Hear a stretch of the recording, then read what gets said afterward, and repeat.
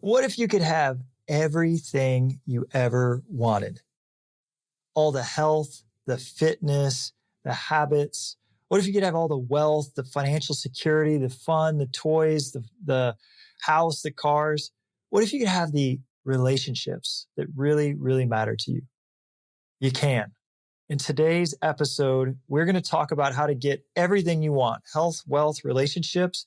It just requires change. And change isn't that bad. We just need to make change easy. And we've got the expert on how to make change easy on today's episode. Let's rock. Here's your host, Matt O'Neill.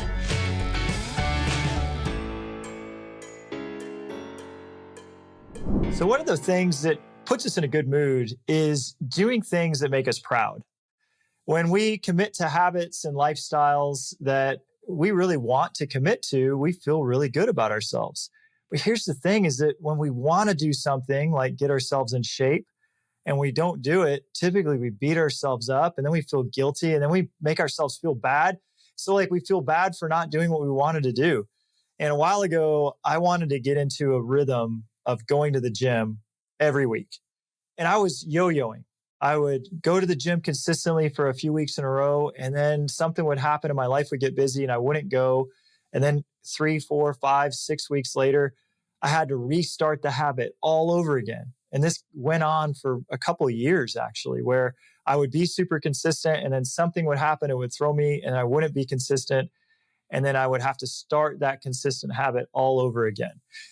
And I ended up figuring out how to make the gym something really, really consistent. And I used another person to do it. I hired a personal trainer.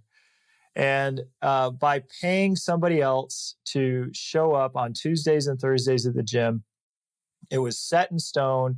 I told him I'm going to pay you whether I show up or not, which was a metric that then made me accountable even if I didn't show up. And I didn't want to waste my money. So I started to show up every Tuesday and Thursday. Well, this was about a decade ago. And I don't think a week has gone by that I haven't gone to the gym at least 2 times in the last 10 years. And now that may sound crazy, right? It definitely would have sounded crazy to me before I started this habit. But at this point, like I get so many great endorphins and I feel so successful and confident. This is like just part of who I am now. But it wouldn't have been that way if I hadn't have made that change. So today we're talking about how you can make a change that you really want to make in your life that you know will make you happier, that will make you feel better about yourself. I've got one of the experts in the world, Paul Levitin, the host of the Change Made Easy podcast. And Paul is going to teach you how to make change easy. Paul, welcome to the Good Mood Revolution.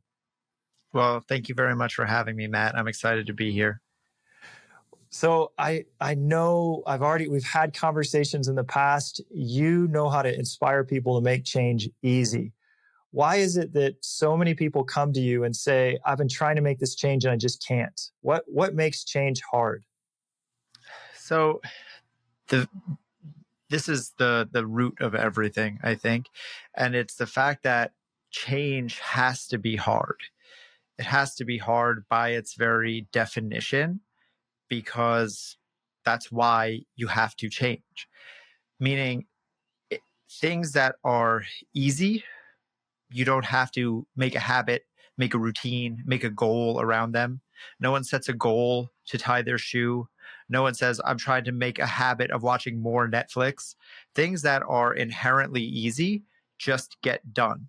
The things that we don't do, like exercise, like writing, journaling, meditation, the things that we know that are good for us, but we still can't seem to do, it's because they're hard. There's friction between where we are and doing the thing. Specifically doing the thing, as you mentioned in the intro, consistently, because the reality is doing anything one time really does nothing for us. So there's a challenge in initially doing the thing, and then a challenge in doing the thing consistently enough to get the result. And all of those things are hard, and we don't like to do hard things. When I say we, I mean all humans and all living creatures. The goal of any living organism is simply to survive. Survive long enough to pass on your DNA. That is what is put into our very DNA from the smallest amoeba to plants to humans. Survive long enough to pass on your DNA. That's all life cares about. So anything that is challenging feels like it is going against that order, right? Meaning, if something is very hard for me to do, it feels like it's making it harder for me to survive. And that means my DNA, the very cells in my body, do not want to do that thing. So that brings us to a very challenging impasse where everything that I want comes on the other side of a challenge. It comes on the other side of change, right? Whether it's fitness, whether it's building a business, whether it's having a better relationship with your partner, it's all challenging in some way. And then we have in our DNA that we want to avoid challenge and maintain the status quo, keep things the same. And that's what we're up against as humans. And that's the thing that we're always fighting against. And what I'm so passionate about helping people get past is how do we then make that easier so that you're not fighting against yourself the entire time and you're able to actually A, get the thing, but B, get it consistently forever. Dude, you just totally broke down life. I agree. All of life is survival, and which is why when I get home, I just want to lay down and put the TV on. And yet, I've got other things that are competing priorities, like, hey, I want to finish my book, and hey, we're starting this new business, and oh, by the way, I want to teach my daughter how to play basketball and teach her how to do layups. All of these things require energy, but my body just wants to rest. And so it is this fight. So let's talk about it. What are some of the most common things people come to you and say, I want to change this? What are some of the 3 or 4 of the things they typically want to change about their life? Yeah, I mean, it usually boils down to a few simple things. Everything in life kind of boils down to the same things. If you talk to someone who's in marketing or sales, they say people buy 3 things, right? Health, wealth, and relationships. That's usually what people care about. And when it comes to changing our habits, that usually looks like weight loss or muscle gain for guys, right? So getting in better shape in some way, shape, or form. Changing our diets is a huge one. And then changing our relationship to certain environmental factors, things outside of us, things like our relationship with alcohol, our relationship with screens, our relationship with cigarettes or porn or going out or anything like that. That's a big one. And then our relationship with others. But all of those things, again, fall into the categories of health, wealth, and relationships. So everything boils down to something in those categories. And they all kind of are the same thing. Again, they all hinge on changing our habits, changing our routines. So for me, when I'm working with people, when I'm talking on my podcast, when I'm giving talks, I don't have to talk about the change of changing your diet, the change of changing your exercise. Should you be doing cardio or should you be doing strength training? This is going a layer deeper and just saying when you understand the fundamentals of change, of changing your behaviors, of changing your mindset, of changing your beliefs, the thing that goes on top of that, which is changing the actual action, the diet, the exercise, the relationship, whatever it is, that part is easy and automatic. It's when you change the foundation, everything on top of that changes as a result. Okay, let's get into it. So health, wealth, and relationships, you've totally nailed it. And I love that you kind of, blossomed out a little bit of just the health one to say, hey, it could be weight loss, could be muscle gain, could be diet change, could be change in addictions, addictive behavior. All of these things would go under health. I mean, I'm sure we could do the same thing with wealth that, hey, not only do I want to earn more money, but I also want to invest more for the future. I want to grow a retirement savings. I want to pay for legacy wealth, like estate plan. There's probably lots of different things under wealth. And then under relationships, there's obviously strengthen friendships, maybe reconnect with friendships I haven't seen in a long time, grow my marriage. I think that's a big one for sure, is how do I grow a stronger marriage? And then how do I grow these better relationships with my kids? So let's talk about how, if we all want to change how we show up to health, wealth, and relationships, how do we make change easy and show up as a better version of ourselves? So it starts with what we've already talked about, right? Kind of what I said at the beginning about like understanding that change is hard, because a lot of people have this mindset of like, oh, this is so hard for me. And when you have that belief, it becomes limiting because it feels like it is a me versus the universe thing. Like I'm less than. I see everyone else working out, everyone else succeeding, everyone else with a great relationship with their kids. It's like, it doesn't make sense. This is so hard for me. Every time I try to work out, I get in a few weeks and then my legs hurt and I don't want to do it anymore. Every time I want to improve my relationship with my kids, I say I'm going to, but I get home at the end of the day and I'm tired and they are on the iPad and I just don't feel like bringing it up. So I just let it go. And it's like, this is not a you thing. This is, again, a human nature thing. This is hard for everyone. It is in our very DNA that this is hard. That is not a flaw in the system. That is not a flaw in you. That is a part of the process, right? Using exercise as an analogy, the very thing that gets you the result in exercise is the fact that it is challenging. If you do exercise that is not challenging, it is not actually exercise. It's just movement. And movement is good, but it's not exercise. If you lift a weight that you can already lift, you are not actually gaining anything. It is the very nature of the thing that is challenging that causes you to grow as a result of it. So I start people with that, is just to understand that like it's okay that you're stuck on this stuff. It's okay that it's challenging. It's okay that you want something that you don't have, because again, that means that you're going to get something that you don't have. But now I come back to the making things easier, because from what I've learned being a coach in many different fields and helping people create these changes, is that when a lot of people come to this and they think that like, I just have to do the hard things, right? It's like you just said, Paul, everything is hard and it's going to suck. So I'm just got to put my head down and power through it, right? This is the, But that the doesn't David that Goggins. doesn't work, right? It doesn't. I can't just tell myself to do hard things. I'll just go back to bed.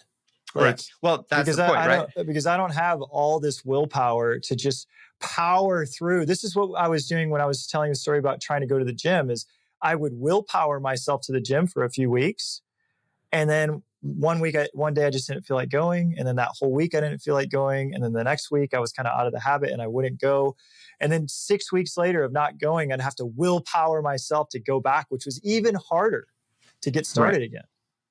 So how do we make it a little bit easier than that? Right. So that's exactly the issue, right? You're trying to rely on willpower. And this is, again, what's out there in the like motivational speaker mantra guru, like, rah, rah, rah, you just got to do it. Like, you just got to, you're silence the inner bitch, whatever it is. It's all this stuff that's out there that makes you feel like if you can't just quote unquote man up, that you're somehow less than. But that's just not true. That's not how the human brain works. That only works for short-term goals. Right. So say I have a destination wedding coming up in 6 weeks.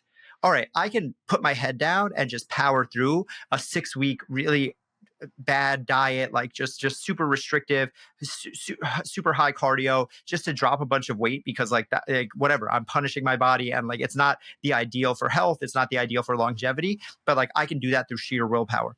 But again, when you go back to those pillars, health, wealth, and relationships, these things don't end. You don't get to get healthy enough and then check a box at 45 and go, I'm good now. Like I get to take off for the next 30 years. It's like, no, if you're going to be healthy for the rest of your life, if your kids are going to be healthy, your grandkids are going to be healthy, you're going to be leading by example, that goes on forever. Same thing with wealth, same thing with your relationship with your wife, with your kids, with anyone else. These are things that need nurturing forever. So the thought of doing it via willpower only sets you up for failure from the beginning, because willpower is a finite resource that will run out eventually. And we know that consistency, again, with these long-term goals, consistency is the name of the game. If you go to anyone, go to the person who has the best body in your gym, the body that you want. Go to the most successful person you know financially, the person who has a big business, the most money. Go to the relationship that you're most proud of, the friends you have who've been married for the longest, and ask them, what's your secret to success? And they're all going to say the exact same word: consistency. Just keep showing up day after day after day. Like, it's the simplest thing in the world. The person who gets the most result is the person who continues to show up the most.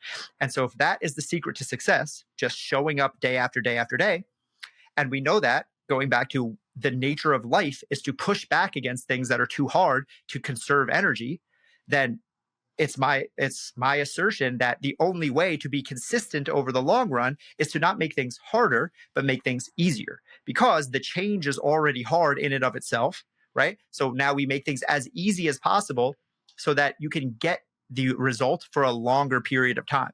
And this goes against the current, instant gratification world that we live in, because everyone wants things now, sooner, faster, quicker. Well, right? couldn't I just put some Ozempic in my stomach and just Well, take a shot, and then all of a sudden I'll have the body that other people worked 10 years for? So, I mean, listen, you can, and there's nothing theoretically wrong with that, right? Like, I don't know I'm not well versed in Ozempic and things like that. Like, we won't know until the next 10, 15 years go by what the actual real long-term effects of things like this are. But like, that's not really, if this goes into what is the actual motivation, right? When we talk about motivation, people say motivation is like fleeting, right? You can't rely on motivation. Motivation comes and goes. It's like a wave, right? We hear that a lot these days. But the reality is, motivation is only fleeting when it's motivation of the wrong kind. There are two types of motivation called intrinsic and extrinsic motivation. Intrinsic being internal motivation, extrinsic being external motivation. External motivation is anything that exists outside of you. So external motivation is very fleeting. So that's money, prestige, status, doing it for literally anything that is not you. Even something like weight loss is an external motivation, because people think, well, it's me, like that's intrinsic. I want to lose weight for myself. It's like, no, because you really probably want to lose weight so you can look better for other people, because of how society will perceive you, because of what. So we want to shift our goals from caring about what everyone else thinks to becoming the best version of us that we can be for ourselves. Well, I want to go into my own experience with health, wealth, and relationships just to get your take on this. So we've already spoke about, working out, muscle gain, weight loss, changing diet. I think this also could have a similar motivation. Like, I do notice that when I eat more fruit and vegetables, I feel better. And when I'm eating, of course, a bunch of chips or processed foods, that it slows my brain down. Just for me, again, it goes back to how I feel inside. But some of the addictions as well. I had addictions to all of those things: drugs, alcohol, pornography, and the immediate dopamine hit from those addictions was great. But I always had negative consequences afterward. And on all three of them, negative consequences where my life was worse for longer periods of time after using any of those addictions. And so eventually for me, it became the initial dopamine of drugs, alcohol, pornography did not equal the long-term happiness of not doing them. And so that was my long-term motivation to eliminate those things or reduce those things from my life. With wealth, I think an externally motivated goal would be, let me show off how successful I am. I want my neighbors to see how nice my car is, how nice my house is, how I want everyone to envy me. Well, as you said, that's going to be fleeting. And so internal motivations on wealth for me, I have found that my favorite part of my career is who I've had to become in order to handle it. So I now run a company that has around 80 people that work at it. And I have had to become such a higher level human being to manage that many people and that complex of a system.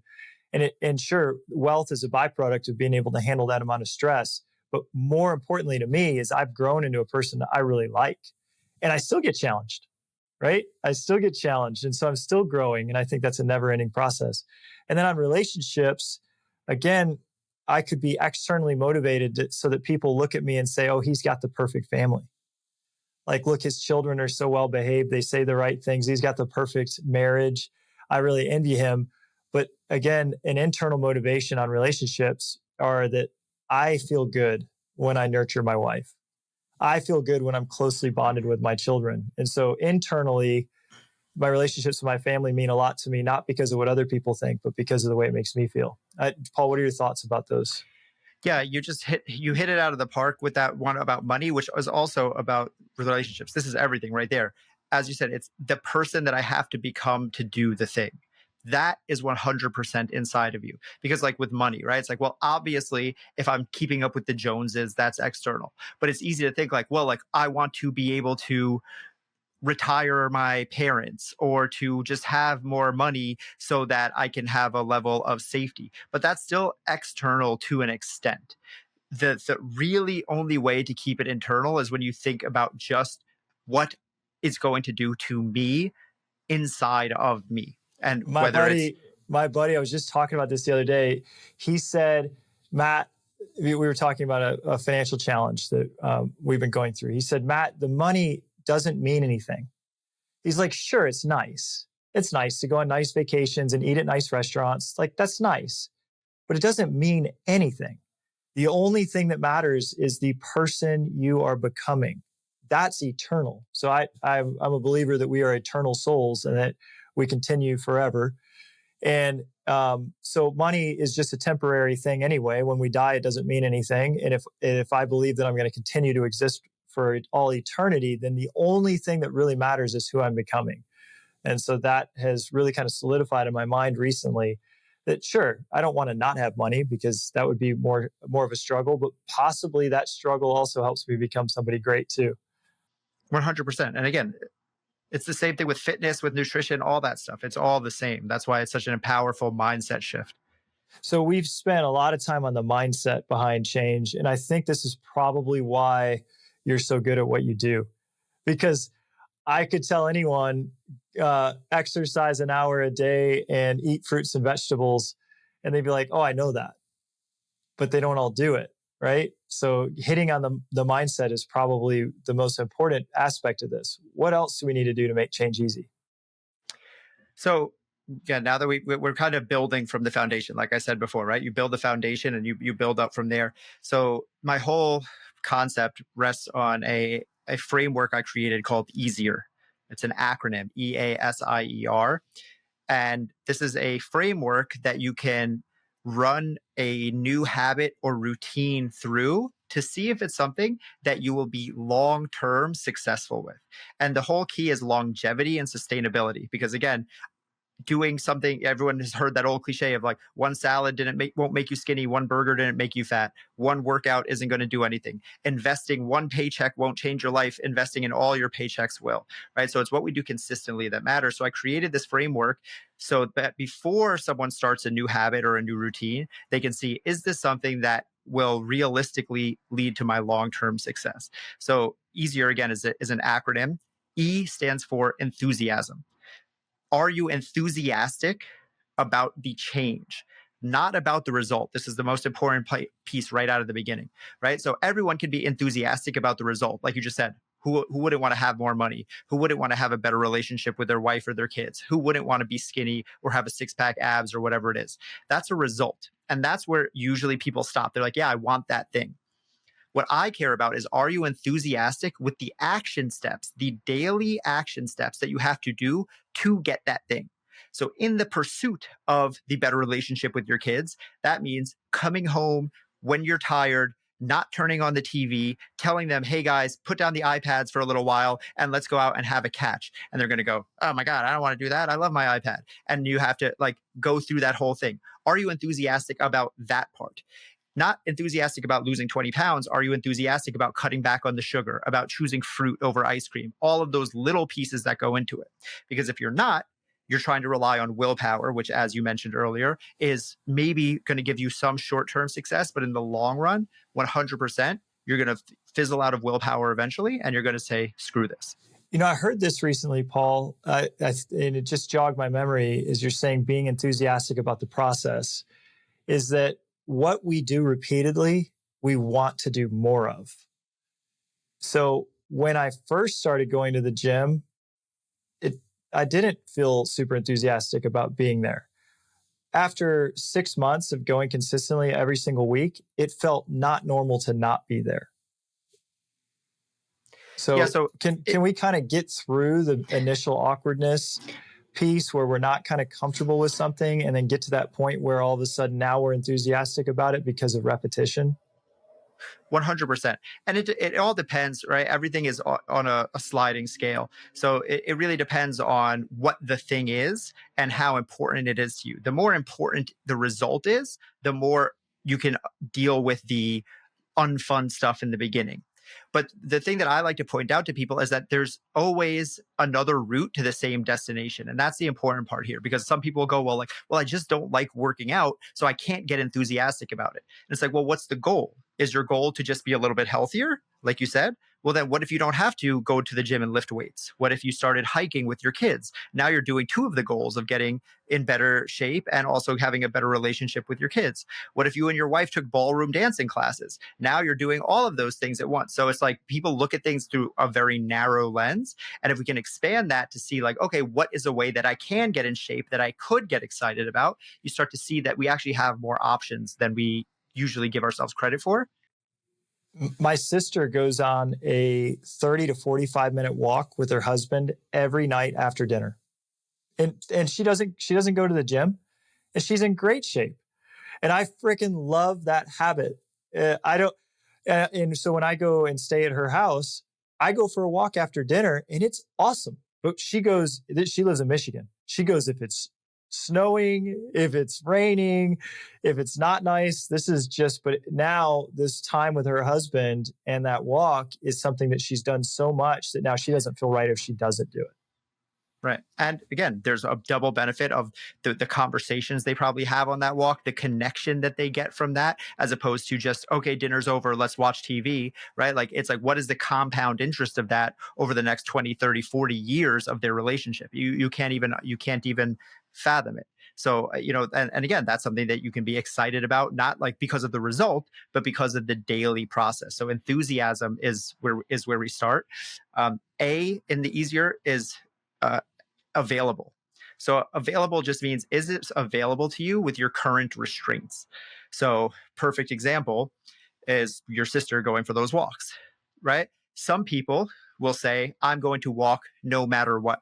Some people will say, I'm going to walk until it gets below 30 degrees. I'm going to walk until there's snow on the ground. Whatever it is, we all have different restraints and different limitations.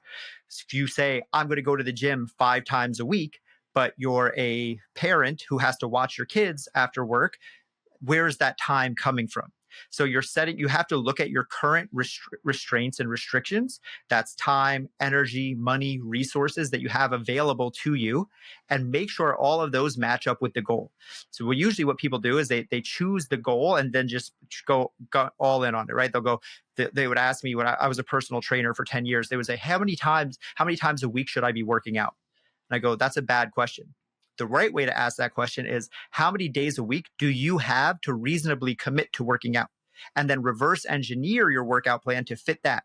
Because if someone says they have 5 days, I can make them a 5-day workout plan. But if someone says they have 2 days a week for 30 minutes, then we make them a 2-day a week, 30-minute plan that fits their goals. But the worst thing that can happen is someone says, oh, I know I'm supposed to work out 5 days a week, but I only have 2 days a week for 30 minutes. Now I feel like a failure. I feel like I can't keep up with the thing that I need to do. And that's a guarantee recipe to quit on yourself. So you have to start with what's available and then reverse engineer it from there, not try to fit yourself into the quote unquote perfect whatever of what the thing should be. So that's the A from easier. I love it. What's the S? S is straightforward. So straightforward because complexity is the killer of dreams. We said in the very beginning, we want to save energy. So everything is about survival. The more complex something is, the more challenging it is to explain, the harder it is to understand, the more energy it takes. And the more energy it takes, the least likely we are going to want to be to do it. So if you can't tell me how you're going to get from A to B, from B to C, from C to D in a straightforward plan, you're probably making it too complicated and you're probably going to give up at some point. So let's talk about how we can make relationships too complex. What's an example here of making a relationship goal too complex to where we can't achieve it? Yeah, so I mean, it's super easy if you look at TikTok, Instagram, anything like this. You start to follow some of these like relationship coaches, relationship pages. They're like 10 activities I do with my partner too, and it's like, we wake up and we do a 10-minute meditation together and we do blah, blah, blah. And it's like they're listing all of these things that you now start to hold yourself to some standard. When reality is, like your sister, go for a 30-minute walk and talk. There doesn't need to be this whole thing. My wife has just started the other night. I played this little game on her phone with her, and it was called Connection. And I think it's like a Wall Street Journal or New York Times app. And that was kind of fun. Well, this was a couple weeks ago. The next night, she snuggles up to me next to me in bed and she says, "Hey, are you ready for some connection time?" And I'm like, "Heck yeah, I'm ready for some connection time. This is great." And she pulls out her phone and she pulls up the app. It was totally not what I thought that she meant. And now it has become a ritual where each night after we put the kids to bed, we lay in bed and we get really close and we play this little word puzzle, this connection word puzzle game together. And we don't have, because we've got 4 kids, we don't have 30 minutes to meditate with each other in the morning and to look deeply into each other's eyes and to hold hands as we walk on the beach. That's just not the reality of our current situation. But it is nice that we have something where we don't go straight to turning on the TV and we're doing something together every single day. So that's just a little example here of how we can make something straightforward. Even that perfect example, it's you're enthusiastic about the action, right? Yes, you're deepening your relationship, but the literal question, the time that you guys get to sit there just for 5 minutes, you're enthusiastic about that being a part of your daily routine, and it's available to you, right? You just said we have 4 kids, we don't have the time to do a whole 30-minute this, that, and the other. We are making do with what we have, so that you're adhering to this framework perfectly. So then straightforward is just like, yes, use this app, super simple. So I next is for imperfect. Imperfect simply means we know that a lot of people say, perfection is not a real thing. Perfectionism is what holds us back, right? When you try to be too perfect, it's an unattainable ideal, and that sets you up for failure before you even start. But I want to go a step further and say, yes, we know that perfection isn't possible, but because of that, you need to lean into imperfection. You have to embrace imperfection and seek it. So I was just saying before how it is the very fact that something is a challenge that allows me to know that I'm going to grow from it. So when you're trying something and you mess up, when you screw up, when you fail, when you fall off, that is a part of the journey. All that is telling me is not that I'm wrong, not that I am bad, not that I am less than. It's telling me, oh, good, I'm doing something that is challenging. I am doing something that is stretching me. I am doing something that is growing me. So I'm seeking that imperfection, and it actually motivates me. Now I flip it instead of being demotivating where I go, oh, I'm such a screw up. I can't believe I messed up. I can't believe I fell off my diet again. I can't believe I skipped a workout. It's like, well, instead it's like, wow, like that Monday's workout was so hard that I was still sore on Wednesday that I really didn't want to go. Like I really got to push myself harder. Whatever the thing is, that imperfection becomes the thing that tells me like I'm on the right track. That's such a great way to reframe it. This morning, my wife came to me after she dropped the kids off at school, and I could tell something was going on. And I said, "Hey, what's going on? Come sit down." And so she came and sat down, and she's like, I don't need to talk with you about this. We can talk about it later. And I said, "Well, I have some time. What's going on?" And she said, and then it just all came out. She said, "Oh, our oldest daughter it was just being really challenging this morning. She was doing what she has done in the past. She was picking on her younger sister. I didn't have time for it because Brady was screaming, and you were in here and you were finishing your book, and I didn't want to come in and get you, and I just handled it." And she was just exasperated because we had just worked on this relationship with our oldest daughter, and it had been going so well. Like it was going so well the last few weeks. We felt like such great parents, and she reverted. And I just really like this idea that, hey, when things are imperfect, we're on the right path, rather than us feeling bad that, hey, it's not going exactly the way that we thought it should be going, that this is actually part of the process. So thank you for sharing that. Yeah, I love that. And exactly that, right? It's like, same thing as soreness after a workout, or again, like when you're writing the book and you're just like, I know it's on the tip of my tongue, but it's not quite there yet. Like that's the very thing where you're like, I know when I find it, it's like, boom, like that's it. So, right. That's the I in easier. The second E stands for exponential. So exponential, this part is really important. That again, everything hinges on what I said at the very beginning. We are limited energy creatures. We are always looking for survival. And so your brain is always looking for ways to save energy. And that means when you give it a trade that is 1 for 1, that is not good enough. So perfect example is everyone knows, like, go to the gym. It's good for you.